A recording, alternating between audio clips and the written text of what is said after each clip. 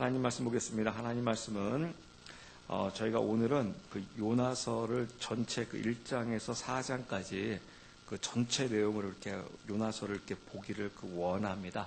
우리 같이 한번 우리 고백하기 원합니다. 이스라엘 민족이 우리의 민족이요. 이스라엘 민족이 우리의 민족이요. 이스라엘 하나님이 우리의 하나님이십니다. 이스라엘 하나님이 우리의 하나님이십니다. 아멘. 저희가 오늘은 이제 그 요나서 전체를 보기를 원하는데요.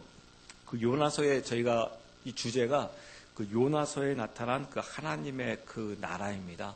그 요나서를 통해서 그 하나님께서 그 하나님의 그 나라를 그 어떻게 그 이루어 그 나가시는지, 그 하나님께서 그때 때에 따라서 하나님께서 그의 나라를 이루어 나가시는 것이 아니라 그 이미 그 창세 전에 그 하나님의 그 경륜에 의해서 그 하나님께서 하나님의 나라를 어떻게 이루어 나가실지 하나님께서 그것을 디자인하셨고, 또 그 부분에 대해서 하나님께서 혼자 은밀하게 그 하나님의 나라를 이끌어 나가는 것이 아니라 그 하나님의 그 자녀들이, 또 하나님의 백성들이 더 나아가서 그 하나님의 그 신부들이 그 어떻게 그 하나님의 나라에 동참되어주고 하나님의 나라를 이루어 나가게 하는지 그 하나님의 경륜을 알려주시고 깨닫게 하시고, 또 거기에 그 동참시키시고 있는 그 하나님의 놀라운 그 경륜을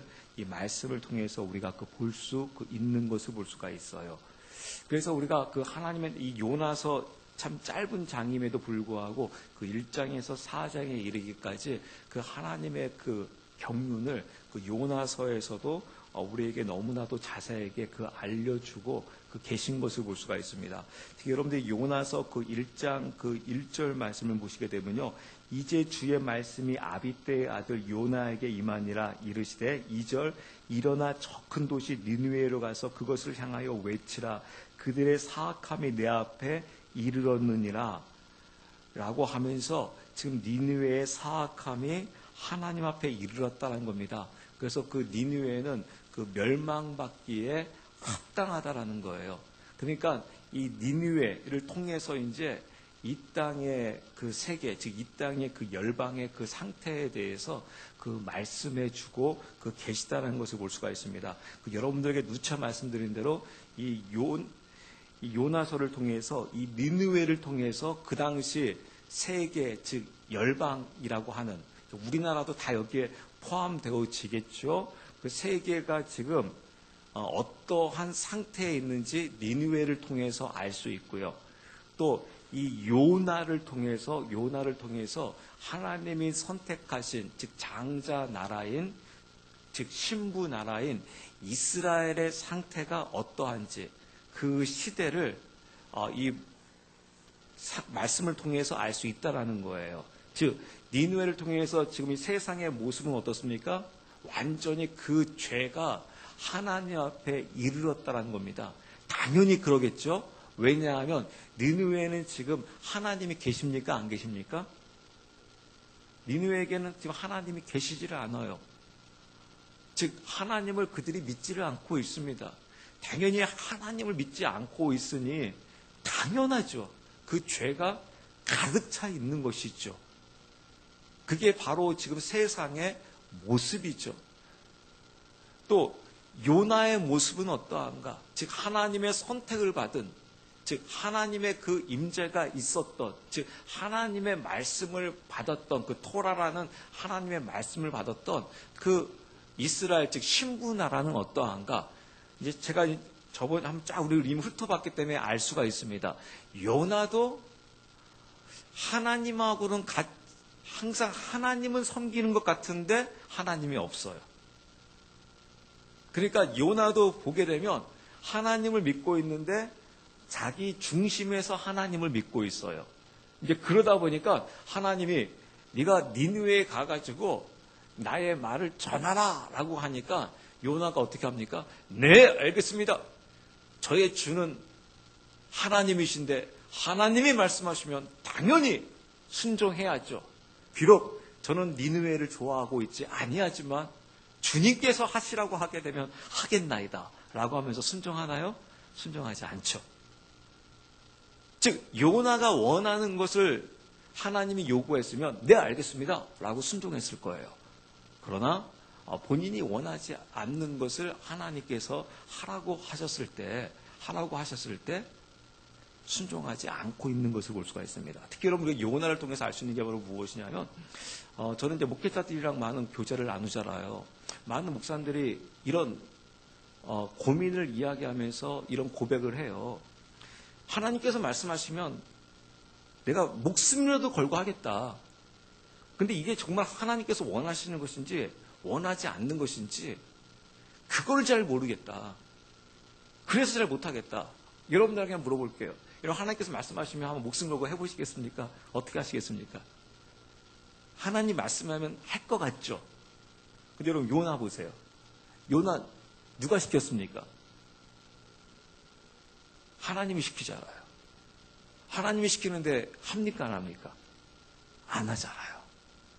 여러분 우리는 할 것 같은데 우리는 또 이렇게 할 수 있어요. 하나님 요나는 안 해도 나는 합니다. 아닙니다.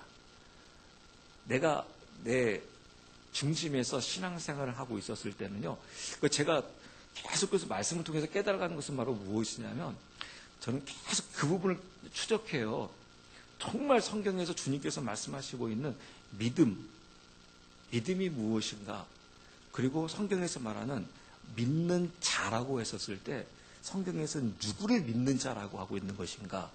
라고 하니까 계속해서 말씀을 통해서 비춰지고 깨달아지는 것은요. 하나님께서는 어떤 자를 믿는 자라고 하냐면요. 너는 이제 나의 백성이고 나의 자녀고 나의 신부다 라고 했을 때 누가 믿는 자, 누가 신부냐고 하게 되게 되면 바로 주님이 주로 믿고 있는 자인 거예요. 이해 가십니까? 그냥 내가 믿겠습니다 라고 해서 믿는 것을 믿는다고 하는 것이 아니라 이제 내가 주인이 아니라 내가 내 중심이 내려지고 이제 하나님이 나의 중심으로서 주님이 나의 주이신 거예요. 그래서 주님이 가라 하면 가고 주님이 멈추라 하면 멈추고 때로 주님께서 하시면 감사한 거고 그리 아니하실지라도 주님께서 하신다고 하게 되면 주의 뜻대로 하소서. 그래서 여러분 우리가 쉽게 알 수 있는 게 욥기서를 보게 되면 욥과 욥의 아내가 나오고 욥과 욥의 친구가 나옵니다. 그럼 거기서 여러분 성경에서 욥기서를 통해서 믿는 자와 믿지 않는 자를 보여줘요. 우리는 그 욥기서를 보게 되면 욥기서 아내를 보게 되면 여러분 다 지금 누구만 나와요? 우리가 보기에는 다 믿는 자만 나옵니다. 믿지 않는 자 혹시 욥기서에 있습니까 여러분? 욥의 아내 안 믿었었을까요? 우리가 보기에는 다 믿는 자예요. 근데 욥기서를 보게 되면 믿는 자와 믿지 않는 자예요. 그래서 보게 되니까 그 욥의 가정에 환란이 임하기 전까지는 다 믿는 자인 줄 알았던 거예요. 그런데 딱 그 욥의 가정에 환란이 임해 보니까 욥이 믿는 자고 욥의 아내는 믿지 않는 자라는 것이 판명이 나버려요. 그 전까지는 아마 본인도 몰랐을 것입니다. 욥도 몰랐을 거예요. 그런데 딱 그 환란이라는 것이 딱 임하니까 거기서 누가 믿는 자냐? 욥이에요.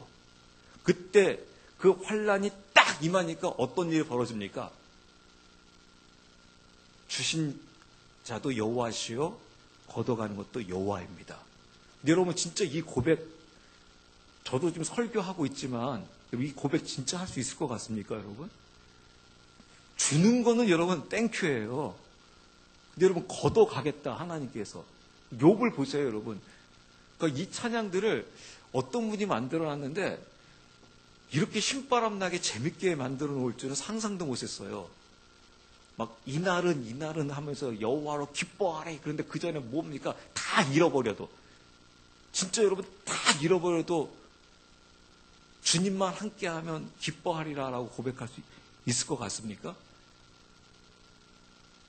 그걸 할 수가 없습니다. 인간 스스로가요.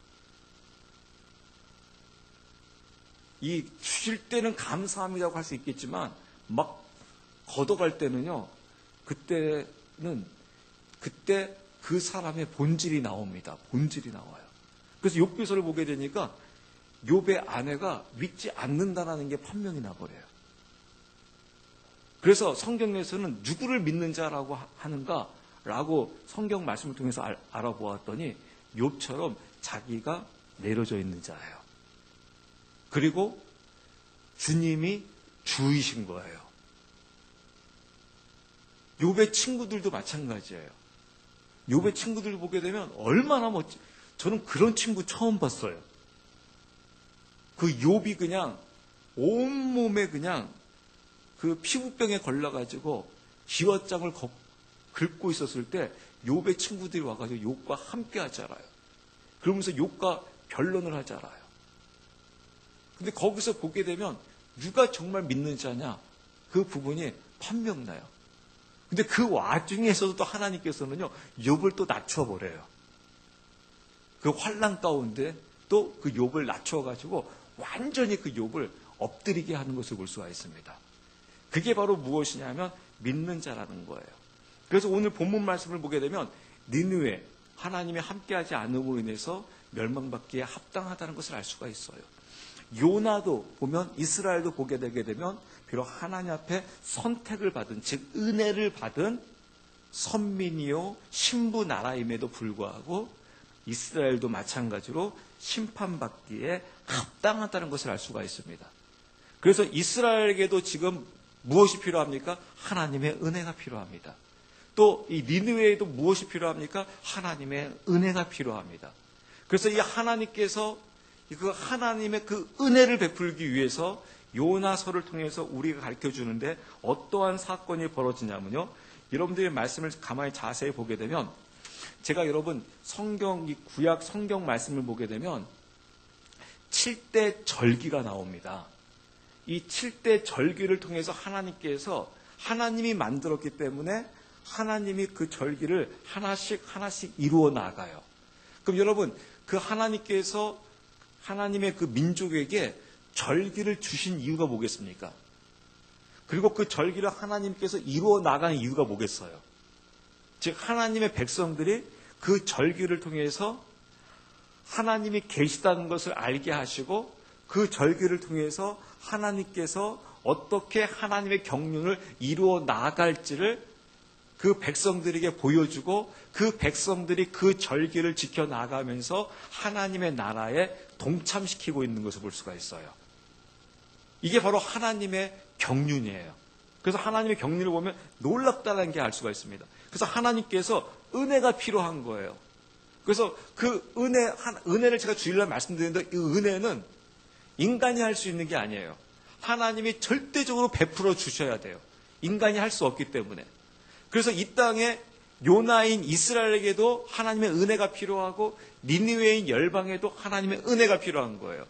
그래서 하나님께서 이 땅에 누구를 보내주셔야 됩니까? 예수 그리스도를 보내주셔야 돼요. 그 예수 그리스도께서 이 땅에 오셔가지고 어떻게 해야 됩니까? 예수 그리스도께서 이 땅에 오셔가지고 십자가를 짊어지시고 죽으셔야 돼요. 그게 바로 무엇입니까? 그게 바로 유월절이에요. 유월절에 그 어린 양이 어떻게 됩니까? 그 어린 양이 갈기갈기 찢겨서 피 흘려 죽게 됩니다. 그 피의 그 흐름, 피 흘림, 즉 그 보혈이 있어야지만 그 하나님의 은혜 가운데 인류가 재씻음을 받을 수가 있어요. 그래서 여러분 오늘 그 본문에 여러분 1장 요나서를 보게 되면 이미 여러분 제가 말씀드렸죠. 그 요나서 그 마태복음을 통해서 주님께서 말씀하시는 게 뭐였습니까? 내가 이 땅에 이 악하고 음란한 세대에 보일 것은 요나의 표적밖에 없다라고 하면서 요나의 표적이 바로 주님의 사건임을 말씀해주고 있는 것을 볼 수가 있어요. 그래서 여러분들 1장 그 15절 말씀 보게 되면 이렇게 나와 있습니다. 1장 15절 이처럼 요나를 들어 바다에 던지니 바다가 경련히 뛰놀기를 그침에 그때 그 사람들이 심히 주를 두려워하여 주께 희생물을 드리고 소원을 하였더라. 즉 요나를 지금 어디에다 던져버리고 있습니까? 그 폭풍 치고 있는 바다에 던져버리고 있는 것을 볼 수가 있습니다. 누구에 의해서요? 선원들에 의해서요. 즉 요나가 죽어지고 있는 것을 지금 상징하고 있는 겁니다. 말씀하고 있는 겁니다. 즉 예수 그리스도가 어떻게 됩니까? 세상에 채찍을 맞고 예수 그리스도께서 십자가에 피 흘려 죽으시는 이 유월절의 사건이 지금 이 요나서를 통해서 그려지고 있는 것을 볼 수가 있어요. 그래서 그 유월절 아까 말씀대로 어린 양이 죽는 사건이잖아요. 그렇지만 이 유월절을 지금 이 요나서를 통해서 말씀해주고 계시다는 것을 알 수가 있습니다. 그래서 15절, 16절에서는 그 요나의 그 죽음, 즉 예수 그리스도의 그 십자가 사건을 말씀해주고 있고요. 그 다음에 그 요나서 1장 17절, 17절 보게 되면 여러분들이 이제 아셔야 될 게 바로 무엇이냐면 유월절 다음에 무슨 절기라고 제가 말씀을 드렸습니까? 유월절 다음에는 무교절이에요. 무교절이 바로 무엇이냐? 예수님이 죽어 무덤 속으로 들어가는 거예요. 이게 바로 무교절이에요.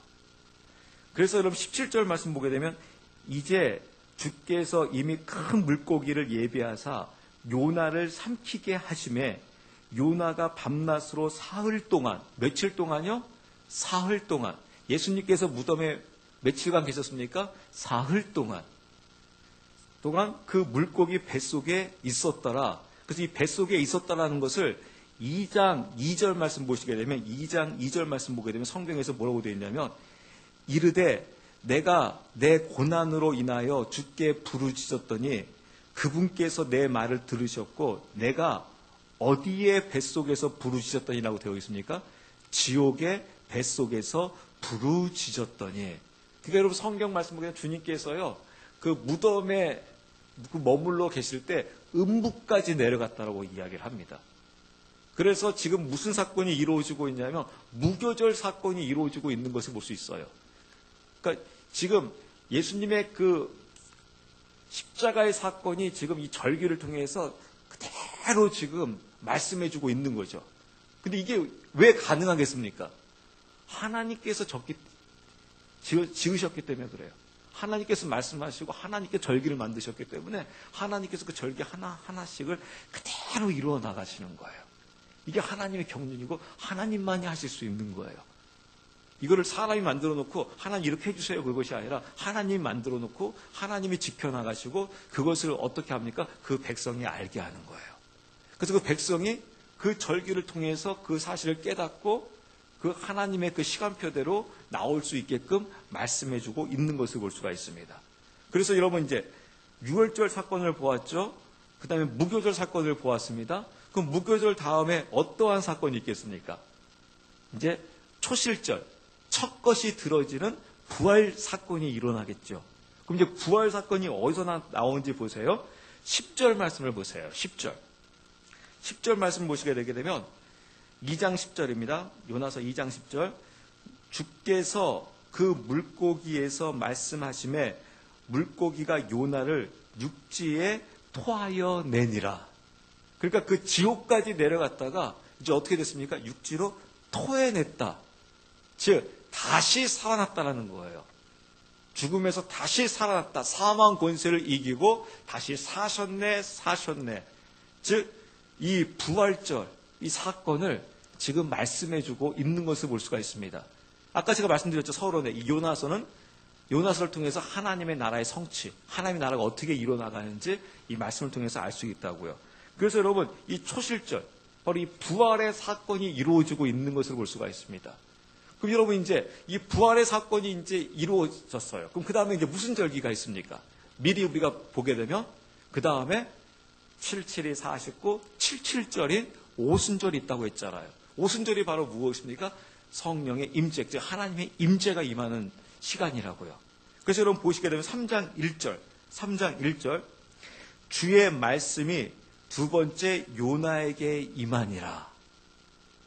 어떻게 됐습니까? 이제 죽었다가 살아나면서 이제 주님의 말씀이 어떻게 합니까? 다시 이제 임하고 있는 것을 볼 수가 있습니다. 그러니까 지금 무엇을 보여주고 있냐면 3장 1절을 통해서 바로 77절인 오순절이 임하는 것이죠. 다시 이제 하나님의 임재가 임했다라는 겁니다. 왜냐하면 이 절기를 통해서 유월절을 통해서 보혈로 씻음받고 무덤으로 내려가고 또 다시 이 부활함으로 인해서 이제 어떤 사건이 벌어집니까? 이제 하나님의 임재하심, 즉 성령의 임재하심이 임하고 있는 것을 볼 수가 있어요. 그럼 여러분 이제 이렇게 이 77절, 오순절까지는 무슨 절기라고 제가 말씀을 드렸습니까? 봄의 절기라고 제가 말씀을 드렸어요. 그러면 이제 어떤 절기가 이제 앞으로 기다리고 있어요? 이제 가을 절기가 있는 거예요. 이 가을 절기는 이제 추수예요. 추수. 이 하비스트라고 하는 추수예요. 그럼 여러분 보세요. 이제 어떠한 추수가 일어나는지.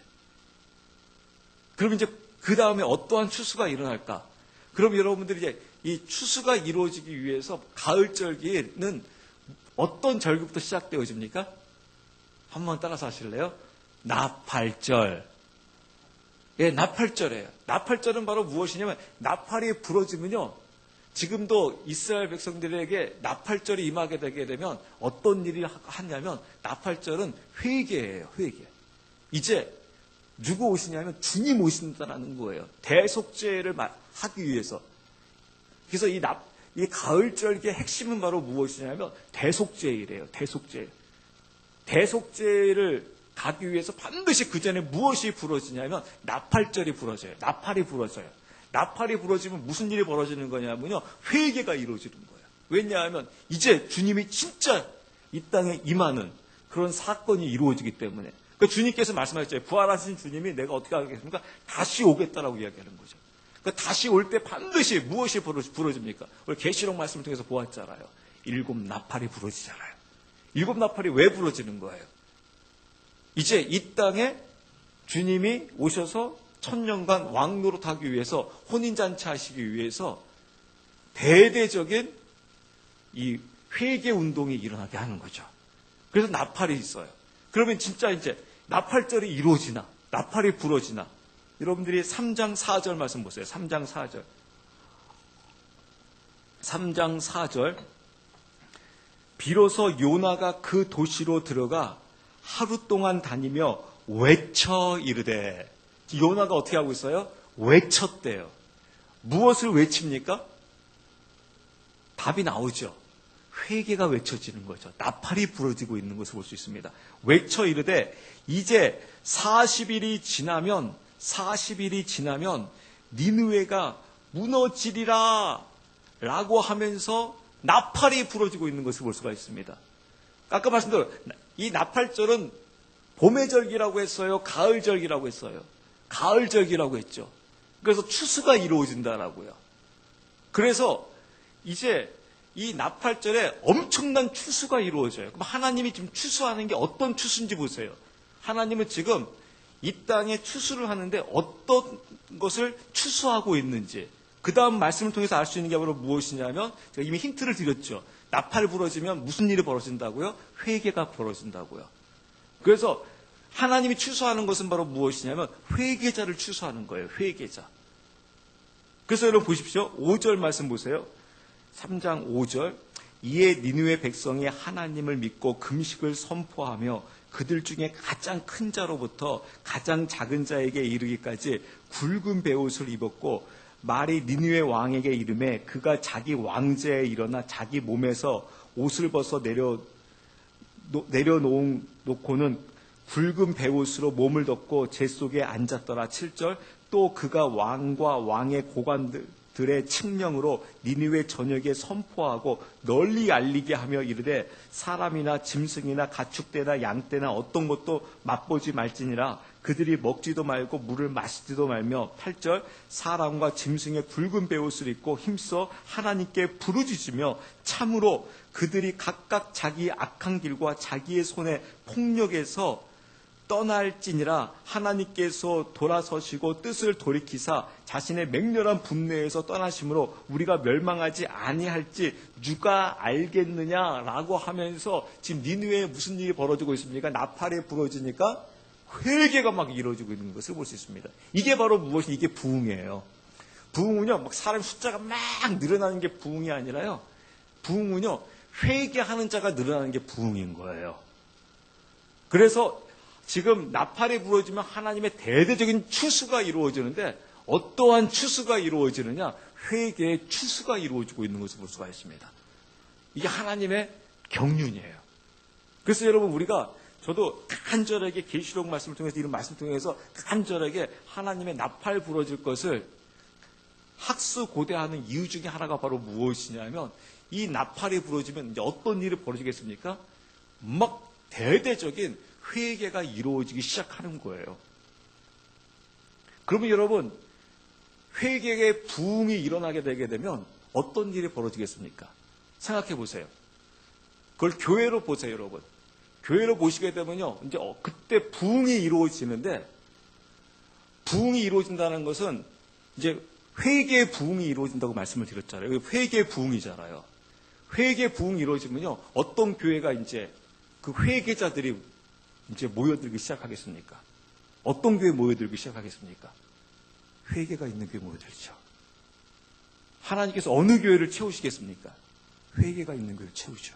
왜냐하면 나팔 부러지게 되게 되면 나팔의 부흥은 회개이기 때문에요. 그렇기 때문에 제가 이 말씀을 보면서 결국 저의 초점은 나팔이에요. 왜냐하면 이미 우리가 이 말씀을 통해서 어디까지는 이미 사도행전 2장 말씀을 통해서 어디까지 쫙 완성되어졌습니까? 7절까지 50절까지 정확하게 완성되어졌잖아요. 이건 우리가 성경을 통해서 정확하게 보게 됐잖아요. 또 하나님이 구약부터 지금까지 보게 되면 하나님의 경륜 가운데 절기를 하나님이 만드시고 절기대로 그대로 이루어가잖아요. 이 구원의 하나님의 생명의 길을. 그러니까 이제 여러분 어떻습니까? 나팔 부러질 때가 된 거잖아요. 또 이미 바울의 설교를 통해서 이미 알 수 있었잖아요. 사도행전 그 2장에 7절이 딱 임하니까 바울이 무슨 설교를 합니까? 요엘서 설교를 하잖아요. 주의 때가 이제 왔다. 주님이 오실 때가 됐다. 하면서 젊은이들부터 어린 아이부터 노인에 이르기까지 환상을 보고 꿈을 꾸면서 이제 마지막 때가 올 것이다. 라고 하면서 하잖아요. 그건 바로 무엇입니까? 이제 나팔 부러질 때가 됐다. 봄절기가 마무리되어졌다. 이제 가을 절기다. 라는 것이 이루어져 나가는 것이죠. 그러면 이 땅의 이 열방 가운데 이 니느웨에 무슨 일이 이제 막 벌어지겠습니까? 이제 회개의 역사들이, 부흥들이 막 이루어지기 시작한다는 겁니다. 이제 그래서 여러분들 보게 나왔까 이제 이 말씀을 통해서 드디어 나팔이 부러지니까 회개가 이루어졌어요. 그럼 여러분 나팔 뒤에 이 나팔절의 초점은 결국 어디에 있는 거라고요? 나팔 부러진 그 다음이 대속죄일이라고요. 대속죄일이 그러면 어디에 있느냐? 이제 하나님께서 대속죄일 오시게 되게 되면 그래서 이스라엘 백성들이 그 성막에 대속죄일 날은 이 대제사장만 지성소에 한 번 들어갈 수 있어요. 그래서 여러분 예수님을 대제사장이라고 하는 이유가 거기에 있는 겁니다. 그래서 이 대제사장이 지성소에 딱 들어가서 살아서 나오잖아요. 그러면 그것이 이스라엘 백성을 하나님께서 구원했다라는 의미가 되는 거예요. 대제사장이 죽으면 하나님이 진노하고 있다는 거예요. 그래서 여러분 그 대속죄일이 어디서 나타나냐면 그 3장 10절 말씀이에요. 3장 10절. 하나님께서 그들이 행한 일 곧 그들이 자기들의 악한 길에 돌이키신 것을 보시고 재앙 즉 친히 그들에게 행하리라고 말씀하신 그 재앙에서 하나님께서 뜻을 돌이키사 그것을 행하지 아니하시니라. 아까 제가 서두에 말씀드린 대로 요나도 마찬가지지만 니느웨는 멸망받기에 뭐라고 했습니까? 합당하다고요. 근데 하나님께서 어떻게 하십니까? 돌이키세요. 그래서 돌이키시면서 어떻게 합니까? 하나님의 잔치에 참여시키는 거예요. 와, 놀랍죠? 이게 하나님께 주시는 축복인 것을 볼 수가 있습니다. 그래서 이 대속죄일이 이루어지고 이제 대속죄일이 이루어지면 이제 주님께서 이 땅에 오셔가지고 혼인잔치를 하는 거예요. 그러면 이제 그 다음 이 7대 절기의 마지막 절기가 있어요. 이제 어떤 절기가 있는지 아십니까? 그게 바로 이제 천년 왕국이에요. 바로 이 초막절이라고 하는 장막절이에요. 근데 이 요나서에 그 부분이 또 나와 있어요. 그 4장 5절 말씀 보게 되면 4장 5절 말씀 보게 되면 이에 요나가 그 도시에 나가 그 도시의 동쪽편에 앉고 거기서 자기를 위하여 초막을 만들고 라고 하면서 암시적으로 초막절에 대해서 말씀해주고 그 있는 것을 볼 수가 있습니다. 그리고 이제 초막절 다음에 마지막으로 이제 이루어지는 게 바로 무엇이냐면 하나님의 영원한 안식이에요. 그래서 이게 창조 사역이 똑같습니다. 그래서 하나님께서 6일간 창조하시고 7일째 어떻게 하십니까? 안식하셨더라. 그래서 하나님은 영원한 안식을 원한다는 거예요. 그래서 안식하기 위해서 이 새하늘과 새 땅이 이 땅에 임하게 하면서 계시록 보게 되면 21장, 22장 보게 되면 새 예루살렘, 새하늘과 새 땅이 이 땅에 오면서 이제 무슨 일이 벌어지는 겁니까? 영원한 이제 하나님의 이 안식에 들어가는 거예요. 이게 바로 샤밧입니다. 샤밧. 그래서 하나님의 이 경륜 가운데 이 요나서를 통해서 이렇게 말씀해주고 있는 것을 볼 수 있어요. 그래서 여기에 어떻게 해야 된다는 거예요? 요나, 이스라엘 너희도 이 하나님의 경륜 가운데 들어와야 되고 또 이 니느웨 너희도 이 하나님의 경륜 가운데 들어와야 한다. 이 모든 것들은 하나님의 시간표 아래 하나님의 주관 아래 이 모든 것들이 이루어지고 있음을 성경에서 우리에게 말씀해주고 있습니다. 왜 이 사실을 여러분 이 요나서를 통해서 우리에게 이렇게 하나님의 이 경륜을 이 모든 그 생명의 구원의 절차를 우리에게 다 보여주시는 이유가 어디에 있겠습니까? 그 이유는 여기에 있습니다. 자꾸 우리 인간들이 저도 마찬가지요. 자꾸 우리가 망각해요. 무엇을 망각하냐면 이스라엘 백성들에게 있어서 자꾸 바로가 주처럼 느껴져요. 왜냐하면 눈에 보이는 거는 누가 보입니까? 바로가 보여요. 자꾸 하나님은 안 보이는 것 같아요. 그러니까 눈에 보이는 바로가 자꾸 흔들어 버리니까 자꾸 이 하나님이 안 보여져 가지고 하나님이 계신 거 맞나? 라고 하면서 그냥 세상 흘러가는 대로 하나님을 잊어버리고 살게 된다는 것입니다. 그러나 하나님께서 말씀하시는 게 하나님의 시간표 안에 이 모든 것들이 이루어지니까 항상 그 주님만 바라보면서 주님만 의지하면서 절대 그 주를 잊어먹지 말라는 거예요. 제가 주일에도 말씀드린 대로 이스라엘 백성들이 그 신부로 있었을 때 이제 하나님만이 우리의 신랑이여 주이십니다 라고 하게 되면 어느 나라도 이스라엘을 손을 못 대요. 이 신부 나라를 손을 못 대요. 그냥 여리고성을 돌기만 해도 여리고성을 어떻게 합니까? 점령해버려요. 신부가 능력이 없는데 점령을 해요. 여러분 이게 참 놀랐습니다. 신부는 원래 여러분 연약합니다. 힘이 없어요. 근데 놀라운 것은 여리고성을 돌고 있는데 여리고성을 점령해요. 신기하죠? 여러분 기드온 보세요. 300명 힘이 있는 사람이에요? 없는 사람입니까? 우리 자꾸 막 기드온에 300명의 용사 막 그러니까 되게 힘센 걸로 느껴지는데 그들이 한 건 여러분 이거밖에 없어요. 이 무릎 꿇고 물 떠먹은 거. 이런 게 강한 겁니까? 이게 멋있는 겁니까?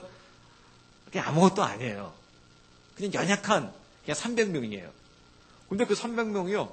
그냥 어떻게 해서 물리칩니까? 그냥 나팔 부고 항아리 치고 그냥 그러고 이겨요. 근데 그 군대가 얼마나 많았어요? 모래알처럼 많았잖아요. 그러니까 참 힘이 없는데 이상하게 간단하게 이겨요. 누가 함께 할 때요? 신랑이신 남편이신 하나님이 함께 할 때요. 그러니까 딱 하나님만 바라보니까 하나님이 딱 승리하게 해줘요. 근데 가끔씩 이제 아까 말씀드린 대로 하나님이 자꾸 이제 가려진 것처럼 느껴질 때가 있어요. 왜냐면 이 세상을 살다 보게 되면 여러분 세상이 어떻습니까? 고달프잖아요. 고달프다 보면 자꾸 이제 잊어먹게 돼요. 그러니까 신부들이 자꾸 잊어먹게 되게 되면 뭐가 하냐면 자꾸 딴짓을 하게 됩니다. 그럼 그때 어떻게 해야 됩니까? 그때 맞아요. 그래서 그때 다시 이제 회개하고 돌이키면 다시 이제 감싸주는 거예요. 그러니까 신부 자체는 힘과 능력이 없어요. 그래서 하나님이 이 모든 시간표의 경륜을 주관자가 누구인지를 항상 성경을 통해서 우리에게 알려주고 있는 겁니다. 그래서 요나서 아까 말씀 보게 되니까 저도 깜짝 놀랐어요. 딱 보니까 여기에 7대 절기가 쫙 있잖아요. 하나님의 경륜이 쫙 나와 있잖아요. 그래서 우리가 하나님의 경륜대로 하나씩 하나씩 계속 따라서 가고 이것이 해마다 내가 이것을 신앙을 고백하면서 하나님의 경륜을 쫓아가게 되게 되면 하나님의 뜻을 쫓아서 나가게 되는 겁니다. 그래서 제가 이제 결론을 맺는다고 하게 되면 저도 요새 와서 이제 인생에 대해서 많은 답을 찾기 시작했습니다. 주일날도 말씀드린 대로 하나님의 이 경륜을 쫓아가도 신부로 삶을 살아갈 때 우리 육신은 고달픕니다. 육신이 편하다. 이거는 절대 편할 수는 없다고 말씀드렸죠. 우리에게는 평강이 있는 거라고. 신부로 살아가도 이 고달픈 인생을 살아가요. 근데 문제는 바로 무엇이냐면 그러면 신부 아닌 걸로 살아가면 편하냐? 신부 아닌 걸로 살아가도 인생은 고달퍼요. 제가 제 아들 학생들을 보면서도 알 수가 있어요. 여러분 서울대에 가면 편할까요? 안 편할까요? 서울대 가도 안 편해요. 그러면 또 그냥 고등학교만 졸업하고 또 살아가도 편할까요? 안 편할까요? 그것도 안 편해요. 그럼 여러분 부자로 살아가면 편할까요? 안 편할까요? 부자도 안 편해요. 그럼 가난함이 편할까요? 안 편할까요? 가난해도 안 편해요. 그럼 여러분 결혼하면 편할까요? 안 편할까요? 결혼해도 안 편해요. 그럼 혼자 살아가면 편할까요? 안 편할까요? 혼자 살아도 안 편해요. 이러나 저러나 편하지 않아요. 근데 중요한 게 있어요. 그러면 그럼 이게 뭐냐? 근데 중요한 게 있어요. 양쪽 다 편하지 않는데 소망이 어디에 있냐라는 거예요. 그 소망이 어디에 있냐면 그리스도 안에 하나님의 시간표 아래 하나님의 주권을 믿고 나가는 자에게 소망이 있는 거예요. 아까 제가 말씀드린 대로 저는 이런 소망이 있어요. 나팔 부러진 소망을 갖고 있어요. 나팔 부러진다라는 거예요. 왜냐하면 하나님의 경륜을 믿고 있기 때문에 그래요. 하나님의 시간표가 분명하게 말씀을 통해서 보여지기 때문에 나팔 부러진다라는 거예요. 그때 보자라는 거예요. 왜냐하면 제가 이 사실을 알게 됐습니다. 저는 요새 많은 목회자를 만나요. 많은 목회자를 통해서 깨달은 게 바로 이거예요. 교회도 양쪽 길로 갈 수 있겠죠. 즉 십자가의 길을 걸어가느냐 번영의 길을 걸어가느냐. 근데 문제는 바로 무엇이냐면요. 지금 한국의 거의 대부분의 모든 교회가요 다 정체되고 그랬어요. 강산구에는 모든 교회 보세요. 부흥하는 교회 있는지요. 그냥 숫자적으로 부흥하고 있는 교회 있는지요. 성도 조금 몇 명 서로 이동밖에 없어요. 지금 목회자들이요 어떤 목회자들이요 다 고민에 빠져버렸어요. 무슨 고민에 빠진지 아십니까? 다 정체되어 버렸어요. 강산구, 남구, 북구, 강주, 대구, 서울, 한국, 미국, 영국 할 것 없이 모든 대부분의 교회들이요 다 정체됐어요. 안 늘어납니다. 오히려 줄어들고 있는 판이지 늘어나지 않습니다. 우리가 보기에 저 교회는 조금 더 평안한 것 같다? 아닙니다. 제가 강주에 어떤 또 굉장히 좀 비교적 잘 나간다는 교회 봤어요. 어제 그 교회를 갔었는데 제가 거기서 식사를 하면서 재미있는 소식을 들었어요. 그 교회가 올해는 김장을 안 한다는 거예요. 그래서 어떻게 합니까? 작년에 힘들어가지고 올해는 이제 공장에다가 그 교인이 꽤 됩니다. 거의 1000명 가까이 됩니다. 사람이 없는 게 아닙니다. 그 교회는 사람이 매일매일 북적북적거립니다. 그런데도 이제 힘들어서 못하겠다는 거예요. 공장에 사먹겠다는 거예요. 제가 문득 생각난 게 바로 무엇이냐면 앞으로 이 교회 다음부터 또 김장할 수 있을까요? 없을까요? 못할 것 같아요.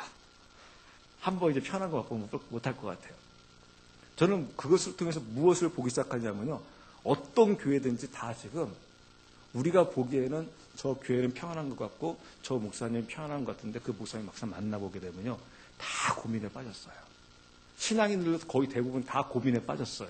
무슨 고민에 빠졌냐면요. 다 한계에 부딪혔어요. 그래서 어떤 고민까지 하냐면요. 정말 하나님 있는 거 맞나? 정말 하나님 있을까? 정말 하나님이 살아서 막 이 역사를 주관하고 있는 거 맞을까? 하면서 심각한 고민에 빠져버렸어요. 영국 교회는요. 그 멋있는 영국 교회들이요. 지금 막 모슬렘의 술집에 막 넘어가고 있습니다. 그런 상태에서 잊어먹는다는 겁니다. 그때 어느 교회가 소망을 갖고 나갈 수 있느냐? 어느 성도가 소망을 갖고 나갈 수 있느냐? 바로 주님이 주라고 믿고 나가는 쪽. 그때 이제 어떤 일이 벌어지냐면 아까 말씀을 통해서 나팔이 부러진다는 겁니다. 그러면 니느웨가처럼 곳곳에 우리가 보기에는 지금 현재는요, 엘리야와 같은 고백을 합니다. 엘리야가 엄청난 기적을 경험하고 그 다음에 바로 이루어진 사건이 바로 무엇이냐면요, 나 죽이세요라고 해요. 그래서 왜 그랬더니 나만 이러고 있는 거 아닙니까, 주님? 그러니까 주님이 뭐라고 합니까? 아니다. 다시 한번 봐라. 했더니 엘리야에게 무엇이 보였습니까? 곳곳에 숨어있는 7,000명이 보이기 시작한 거예요. 때는 저도 그런 고백을 할 때가 있어요. 하나님, 안 보입니다. 근데 하나님이 보기에 말씀하시는 거예요. 말씀을 통해서 보게 하는 거예요. 보아라. 나팔 부러지면 곳곳에 주님만 주로 믿으며 회개하며 주님의 길을 쫓아가고 있는 자들이 곳곳에 있다라는 거예요. 지금은 드러나 있지 않은 것 같지만은 나팔이 부러지면 그때 그들이 확 드러나기 시작한다라는 거예요. 그래서 니느웨가 멸망당할 것 같지만은 그 곳곳에 회개자들이 일어나가지고 다시 살릴 수 있는 그 말씀이 이 말씀을 통해서 보여지는 거예요. 그러니까 다시 소망이 생기는 거예요. 그래서 저는 이 말씀 보면서 너무너무 좋은 게 다시 말씀을 통해서 기도로 쑥 들어가게 되면요. 그 전까지는 어느 때는 그냥 확 고개 숙이고 낙심하면서 주님 이제 끝난 건가요? 아무것도 아닌가요?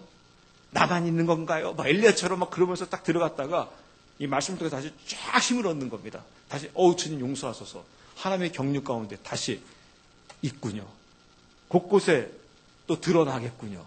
그래서 다시 하나님께서 마지막 그 추수의 그 나팔이 부러졌을 때 그 부흥의 불길이 이루어지는 거군요. 왜냐하면 하나님은 살아계시고 하나님이 이 땅을 이끌어가는 주이시기에 그 주님을 바라보면서 나가는 겁니다. 그래서 우리가 같이 이 시간 한번 기도하기 원합니다.